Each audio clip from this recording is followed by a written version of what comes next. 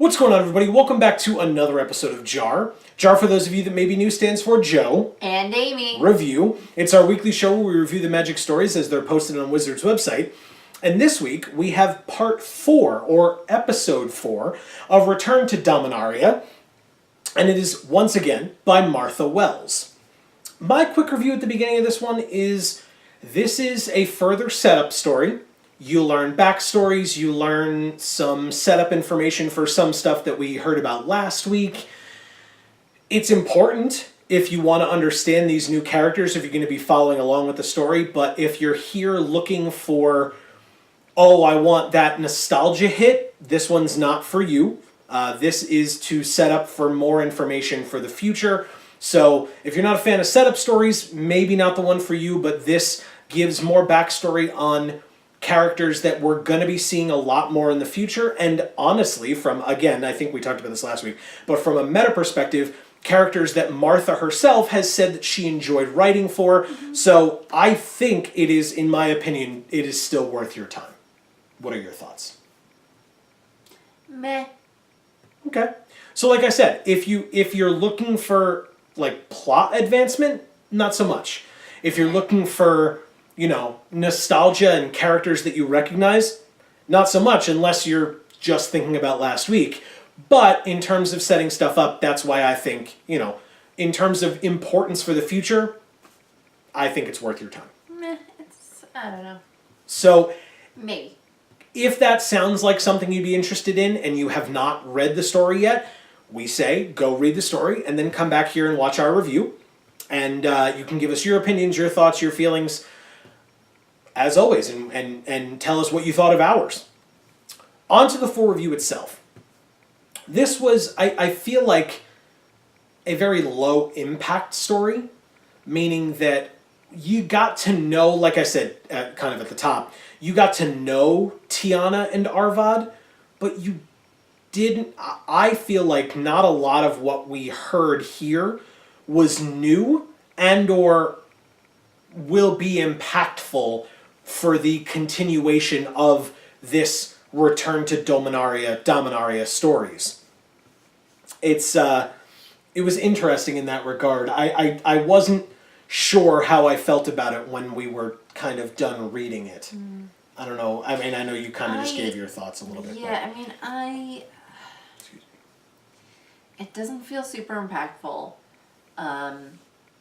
It's definitely not nostalgic. It's, I guess, a good setup, but I feel like we don't really know unless we find out what it was setting up necessarily. Like, until we hear the next step, we don't really know how important this is. And then I feel like, I don't know, I feel like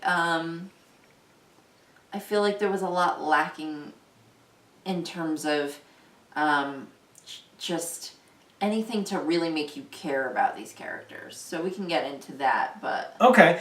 Excuse me. At some point. But. Yeah, I mean, I think the interesting thing is, right, we learned more about Tiana, which Arvad was kind of intriguing to me, although I think, based on at least the circles that I follow, online people seemed a lot more intrigued by Tiana. But I wanted to know more about Arvad. I think he seemed really cool. Maybe that's just my affinity for vampires more than angels. That could just be my bias there. But I wanted to know more about Arvad, and we got some of that. I thought Arvad's character, the little taste that we got of Arvad's character was cool. The fact that he's a knight, he was turned against his will into a vampire. Excuse me. I don't know why my throat's being all weird. But that whole dichotomy of he's a vampire, she's an angel. I think on paper, right, if I were to just describe that to you, it's like, hey, a vampire meets up with, or a knight turned into a vampire meets up with an angel who wants to kill him. That in and of itself seems like a really cool prospect. And I don't know that we got the brunt of that tonight yet. Hopefully we will still get that. I don't think so. I don't know. It doesn't seem like Arvad is in any way going to turn out interesting. I think his character starts out interesting, you know, to kind of bring you into the story. but I don't think his character development will necessarily get to a point where it'll be like, yeah, he's the best, you know? I think it's just kind of a way to draw you in, because I think on the surface he's an interesting character, but I don't know if deep down he truly is. And I don't know if we'll actually get to see that deep down either. I was actually going to say, I think my gut reaction, though, is to err on the side of positivity. And for that, I will say that because we are playing the long game here, there are still 7 to 8 more episodes of this coming down the pipe. And of course, we still have to come up with Teferi and Karn and etc. Right? All we've got that we expect to see. Right. We've got those names, but there's going to be more. Slimefoot was teased in this one. Right. So if you have not been following the spoilers, I'm not going to ruin it for you. I'll let you do that in your own time. But for those of you that have been following the spoilers and the memes, Slimefoot was somewhat teased in this one for those of us that knew what we were looking for. And that was interesting enough. But this was set up. This was to let you know who Tiana is, who Arvad is, and why we should care about them going forward. Tiana is an angel who has no purpose. She was created with a purpose, and then that thing that she was created with a purpose for was destroyed. And so the Church of Sarah had to just find something to do with her. And they were like, well, you were made to care about a big machine, and there's this thing going on with a big machine and a power stone that was created by Sarah's realm, so the connection there is good, so we'll send you on that mission because we really don't have anything else for you. And then when she got there, again, kind of by the end of the story with the Phoenix attack, she felt like she had found her purpose in, oh, okay, I do care about protecting the Weatherlight. It is a big machine. And so even though that was something she had thought originally, she kind of pushed that out of her mind. And then Arvad even was like, no, really, this is a big machine. It may not be the big machine you were made to protect, but maybe this is it now. And I think by the end of it, based on her reaction to the Phoenix attacking and her kind of willingness to put herself in danger to protect the Weatherlight, kind of clued her into what her purpose might be. Yeah, I mean, I didn't love that. I hated that part because I feel like it was very, I feel like they didn't develop it. I'll say that again this week. I feel like they spent a lot of time having Tiana tell the audience, hey, I don't actually care about the Weatherlight because it's not the thing I'm supposed to care about. And then all of a sudden she just does very intensely. So it's kind of dumb because I feel like there's no real proof of why she does, and there's no self-awareness there for her. See, I thought, to me it came off as her lying to herself, because Martha, right? I mean, Martha and the creative team that she worked with is who I'm referring to when I say they. But the story team here showed us that in the beginning, at least, when we were in like that flashback section, when Tiana was first given her mission to go find the irrigation machine, they talk about her looking at I believe it was a painting or a picture of JaAR. And talking about his spear again, and that the head of the spear was the Weatherlight. So they kind of tossed that in there. It harkens back to last week where when she saw the Weatherlight, she was like, oh my god, it's just like the tip of JaAR's spear, right? So it shows that parallel to us this week.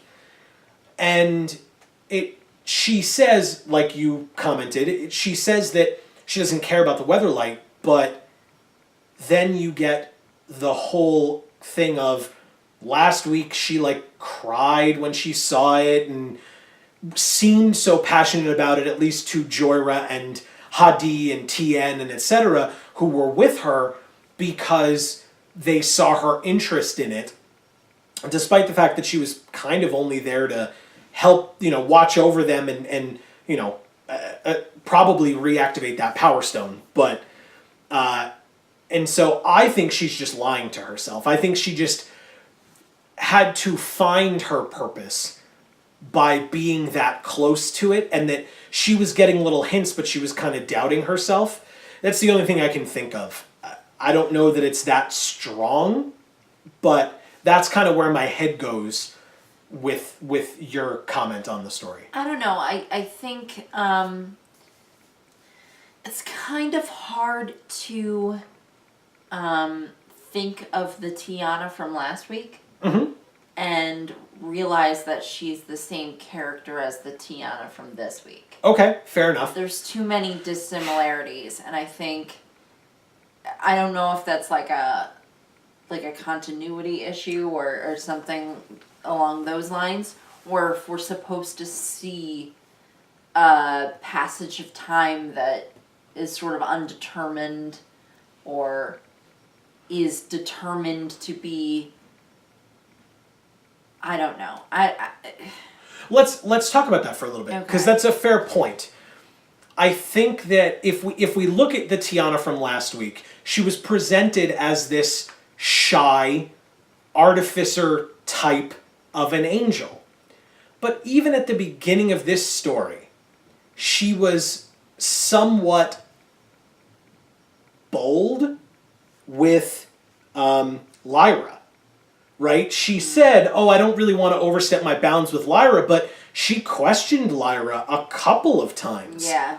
That is not shy or timid, especially when coming up against your leader, right? The person who is, in her words, closest to Sarah at that point.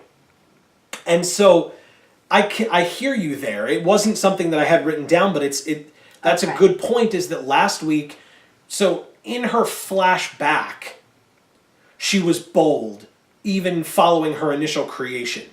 Then she shows up to where she is supposed to be and finds that it has already been destroyed. So you might argue that humbled her. Okay. The experience of where she was supposed to be going being destroyed was what humbled her in the first place. Maybe. That's an argument that I think could be made. I don't know about that. Then you have the Tiana from last week, who was shy and reserved and unsure of herself at the Weatherlight, and then starts kind of getting into the guts of it, if you will, like works with the Power Stone, meets Hadi and Tien, and working with those two and JaAR, she kind of maybe comes into her own. And so when we see her in this story, she's comfortable with Hadi, she's comfortable with Tien, she's comfortable flying around and playing defender of all of these places and guardian angel of all of these places. And so I guess that progression is there. It's a little bit harder to see because it jumps around a lot, because last week's story is sandwiched in between the beginning part and the rest of this story. And like you said, she does seem, at least to me, and obviously to Amy, but now that I'm thinking about it, I agree with you, that she seems to be different last week to this week. And maybe that's supposed to be an actual noticeable character change that we're going to find out more about. But right now, it just seems like very dissimilar things that you're trying to compare with each other, or say is the same exact thing. It's odd. Well, and speaking of something that hopefully we will hear more of either next week or in the coming weeks, that Phoenix, was that normal? Why did it attack the Weatherlight specifically? Is it because it's a foreign object solely, and so this beast is operating off of instinct, and it's like, this doesn't belong here, attack, I'm not sure. It'd be interesting. I mean, because if it were like bestial instinct, you would think that after it was shot with the first arrow, it would be like, all right, sorry, peace. Yeah, and it would fly away because, ow, I'm now being attacked and I don't know from where or whatever. And, but Because otherwise, before that, Tiana had kind of mentioned through background that she had warded off some Kavu and a roaming band of goblins, but unless they were, I mean, maybe the goblins were coming for supplies or something, and a Kavu is just a beast, so maybe it had wandered into the area and she just shooed it away. Like, but a phoenix specifically, like, harshly attacking like that? Right, like, specifically going right for the Weatherlight. That seems much more deliberate. Right, because it's not, you can't even say, oh, it was hungry, right? Because it's not, that if it were going up against Tiana or Arvad only, then sure, maybe, because if they're smaller than the phoenix, then they could be used as a meal or to feed its young or something if that were nearby. But for it to attack like that seems odd. Maybe it was sent by the Cabal, but maybe it wasn't. I feel like it was sent by somebody. Right. So hopefully we'll find out. Hopefully we'll find out more about that. If I missed somewhere in the story where they were like, that was clearly sent by the Cabal, apologies. Feel free to let us know, because we've messed up stuff. We messed up stuff. People corrected us. I believe it was last week where I had commented on Sisse, the new Sisse character, that I had not seen her card yet, or at least I hadn't remembered seeing her card spoiled, and people corrected me, which thank you. I always ask to be corrected, and so I stand corrected. Her card had been spoiled prior to last week's story, which is great. I always appreciate reading the stories and having the card names appear beneath the art if they have been spoiled already. Most of the time, and I understand this, most of the time those get corrected following the full set release, or at least the full set of spoilers, so that they can do it once and they don't have to constantly be going back and be like, okay, this one was spoiled, back to story number 2 now, and like, I get that, so, I'll wait for that as well, but it's always nice to like mouse over the name of the card and see the card. So, that's always something that I've advocated for in the Magic stories is, use the stories to preview some cards, right? I will likely be wrong on this one, but I personally have not seen the Phoenix card yet. It's likely a card because the art was there, and, Warren Power Stone was there as well, which is an older card, so probably not, but the Phoenix card or the Phoenix art that was shown today, I have not seen that card yet. I don't know whether it's been spoiled or not. I'll hedge my bets after last week being super wrong. I don't know. I really don't know. I haven't seen it yet. But that might have been a cool time to spoil that card. Even if it's a common or an uncommon, why not do that? Why not give the story a spoiler card? I've said for years... Because not enough people read it. I don't think that's true. I've said for years that I think that having the story spoil some of your cards is a great way to do that.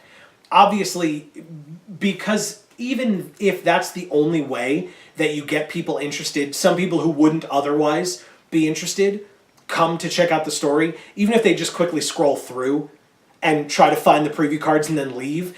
If there's a piece of art that intrigues them, which, by the way, this is the set to do it in, because holy crap, this art... But I digress. Just had to geek out there for a moment. Apologies, kind of my thing. Even if someone is scrolling through just to see the preview cards, if they see a compelling piece of art, what's to say they're not going to read around that piece of art to see if they can't find out more about that? And that's kind of the goal, right? Is if you can grab somebody's attention quickly enough and get them interested, even in that little snippet. If they then want to read more and learn more, that's kind of what you're going for, I feel like. But I don't know. I kind of disagree. I think that they realize that there's not enough draw to the story as it is. And so they don't want to preview cards there because it's not enough of their customers will see it. See, I don't know. I think there's enough people out there who...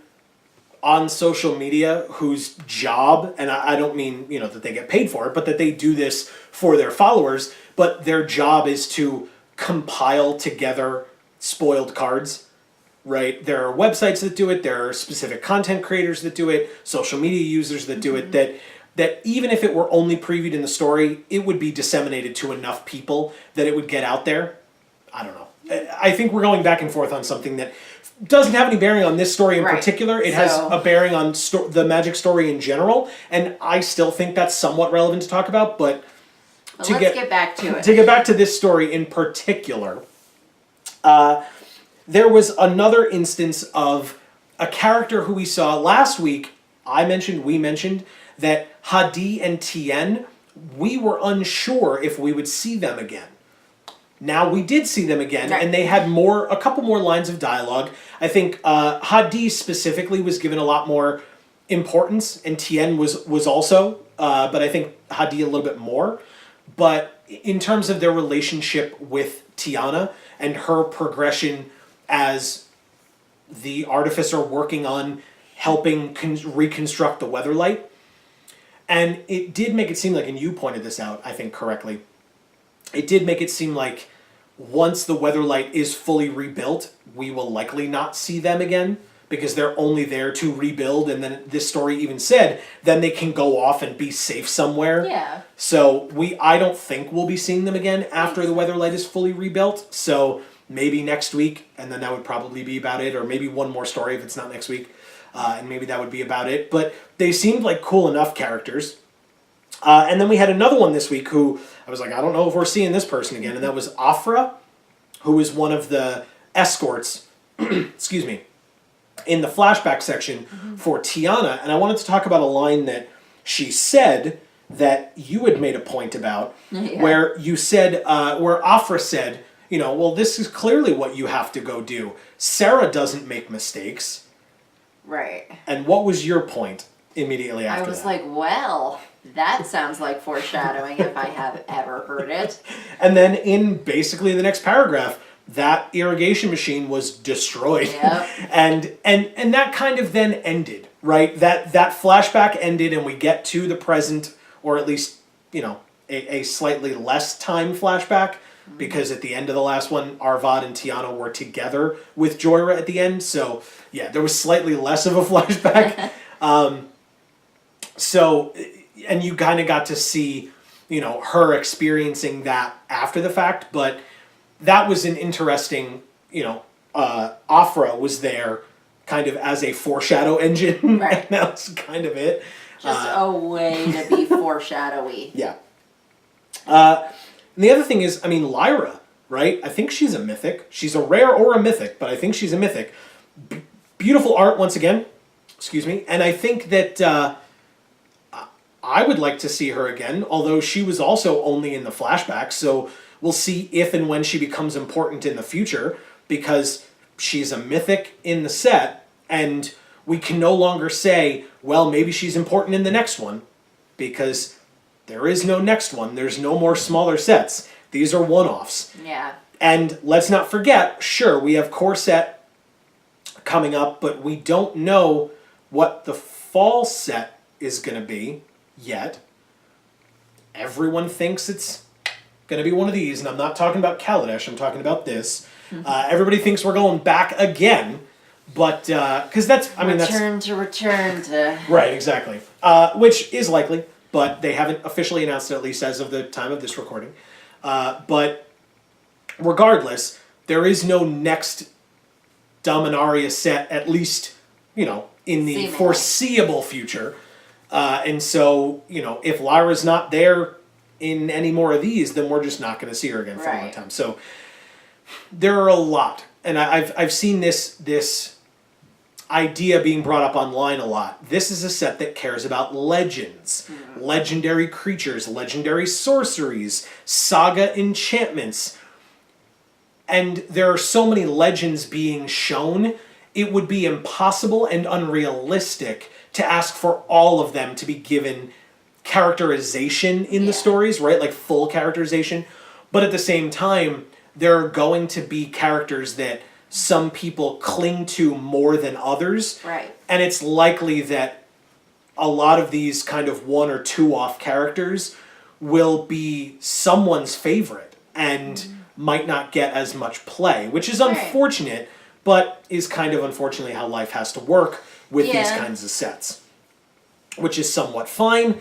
It's somewhat not. We will see where that goes in the coming weeks. I don't know.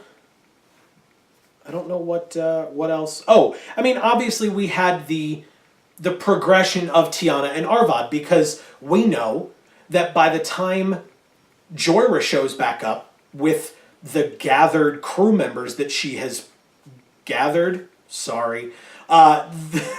she meets up with Tiana and Arvad, who are standing next to one another. They are talking. And then Tiana's like, by the way, and kind of points to Arvad, and Arvad's like, yeah, I'm here to join your crew. So we know that in what I would have assumed would have been a relatively short period of time, JaAR leaves, gathers all the people, and then comes back, and Arvad is suddenly there, and Tiana is cool with him. So they would not have had a lot of time to bond, but we do see that their initial meeting is the two of them not pleased with one another, and Tiana kind of says, she's like, if you hurt anybody, I will gut you. And Arvad's like, cool, that won't kill me though. And she's like, well, I'll figure something out. And so there's that clear, like, fine, I trust you, but don't mess with me because you'll regret it. And then Arvad kind of being like, look, I'm trying to be cool here, but at the same time, you can't kill me even if you want to. Just so you know. Which is a cool interaction. I appreciated that. See, I didn't. Okay. I liked the hatred in the beginning, followed by the redemption. It felt disingenuous to me. I feel like the relationship bond wasn't really there when they first started talking. And then by the end, you're like, okay, but how did this relationship really happen? Because then they were like, oh, well, we know each other well enough that we can tease. And it's like, yeah, but you kind of just talked about how you didn't. So it's somewhat cliched, I feel like, because it's the concept of, like, we hate each other. Now we're in a fight. You saved my life. All right, I guess you're cool. Right. And that was the situation with Arlen Cord. Back when we read Arlen Cord's story in Eldritch Moon, she was beloved by her leader in her church, and then when he found out she was a werewolf, he hated her and thought she deserved to die, and then his life was in danger, and she saved him, and it redeemed her in his eyes. So it wasn't too long ago that they did this same trope, although that one was at least like to dislike to like, whereas this was just dislike to like, so I guess you could pull the vanilla... Honestly, I liked the Arlen Cord one better. I was going to say, you could pull the Vanilla Ice argument and be like, no, they're different. See, there's this other aspect, so it's totally different. If you get that joke, you're cool. Anyway... That little bitty ting. Yeah, that one note in there. Look it up. Anyway, so... I'm using a direct quote from him. Yes, she is. It's real sad. Anyway, so... That I know it or that he said it? That he said Both. it. No, that he said it. Anyway, so I don't know. That's my take on the story. I'm actually genuinely curious to hear what you guys have to say, because I was trying not to lean in the direction that I think Amy leaned with, like, it was kind of boring. But at the same time, I agreed. I just didn't want to come out of the gate with it because I want to believe that these two characters, who again, Martha herself has said that she enjoys writing for, will have a lot more interactions, and that this was a setup story, and we have to realize that it was a setup story. And so this very well could be the one where we're like, let's wait a couple weeks and see how we feel. Right. And then if we come back to it after we've gotten to know the two of them, maybe one of them dies, whatever the case may be. I hope not. I mean, I don't know. I think that... Well, it's not like you care about the characters yet, so I guess yeah, that's but again, the relationships are formed. And so sometimes you need that kind of motivation for some characters of, I like you a lot, you're really cool, or I hated you at first, now we have a mutual respect, and now you're dead. And so now I'm so upset, even though I didn't think that I would be, now I'm so upset that you're gone that now I have to avenge you. And so that is sure, it's the Avengers, concept with Coulson, but you give them something to care about. So I had nothing to care about at all. We'll see. Like I said, we can... And I don't think the relationships are there. Well, we can attempt to look back on this one and see, but I really want to know what you guys think. Did you like this story? Are we off base? Sorry. If you guys can hear that, apologies. Somebody downstairs is deciding that now is a good time to do construction. Anyway, so thank you guys so much for watching. I hope you enjoyed. We did this last week as well. Just give me 1 second before you click off of the video. Last week, we showed you at the end a video or linked you to a video that had us in it. And it was an episode of Behind the Counter, a podcast that we were a part of, we were guests on, and we thanked them, and still do, very much for having us. This weekend, the weekend after this video is going up, we are going to be with the guys from Behind the Counter, from Insane Games, at the Saratoga Comic-Con in Saratoga, New York. If you are going to be there, or if you are in the area, you can buy tickets at the door. They're pretty cheap, I think like $15-20. Depends on which day you go. It's definitely worth your time. We're going to be there all day Saturday, all day Sunday. Walk through the booths, the selling booths. We will be at one of them. There is also going to be a magic artist there whose name I do not remember, and I apologize for that. Oh, but we will see him. I don't either. He's got like 3 names, I think. I would have written down. I apologize to him and to all of you that I didn't. But if you're going to be in that area, check it out. And my second quick plug is, if you're not subscribed to the channel, if you don't feel like subscribing to the channel, that's fine. But if you do, the button will come up there. You should do so, and you'll find out when all of our videos come out, including this Saturday. We will have a bonus video coming out. You should watch it, because I think you'll enjoy it. And if you don't, it's really short, so it won't waste too much of your time. But yeah, those are my plugs. If you're going to come out to Saratoga Comic-Con, come out and say hi. Please say hi to us. We're nice people. See us. So come say hello. I'm not so nice. If you've watched the Behind the Counter video and you enjoyed it, or you know someone that would enjoy it and you sent it to them, tell them that we sent you. Pass it along, please. Yeah, it was a good time, and I think you'll really enjoy it. They discussed video games, we discussed WWE a little bit, and we talked about ourselves, which is always a topic that we're knowledgeable about. And the fact that we're at Saratoga Comic-Con. Yes, so definitely go check that out. Come see us at Saratoga Comic-Con if you're going to be there, and thanks in advance. And either way, thank you for watching this video. This has been another episode of JaAR here on Geek for All. I want to thank you for joining us, as you always do, hopefully, as we and you show off our... #Porthos Pride. Every week. And at Comic-Con if you come see us. Yes. So, once again, thank you guys so much. I have been Joe. And I'm Amy. And as we always say, guys, in whichever video of ours you watch next, we will see you all next time. Thanks, everybody.